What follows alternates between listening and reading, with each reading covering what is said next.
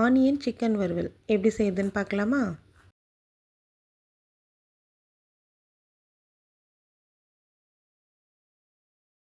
பேனில் oil add பண்ணிவிட்டு கூடவே சீரகம் சேர்த்துக்கோங்க. நெக்ஸ்ட்டு ஆனியன் ஆட் பண்ணி அதை நல்லா வதக்கி விட்டுருங்க.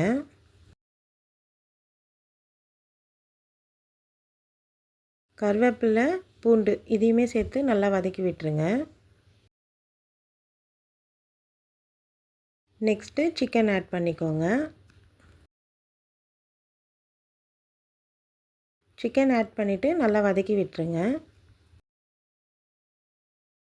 கூடவே மஞ்சள்தூள், மிளகாய்த்தூள், சோம்புத்தூள், தேவையான அளவுக்கு சால்ட்டும் ஆட் பண்ணி நல்லா மிக்ஸ் பண்ணி விட்டுருங்க. நல்லா மிக்ஸ் பண்ணி விட்டதுக்கப்புறம் ஒரே ஒரு தக்காளியை உள்ளே இருக்கிற சீட்ஸ் எல்லாம் எடுத்துகிட்டு இந்த மாதிரி ஆட் பண்ணிக்கோங்க. தண்ணிலாம் ஆட் பண்ணாமல் இந்த மாதிரி மூடி வச்சு குக் பண்ணிக்கோங்க.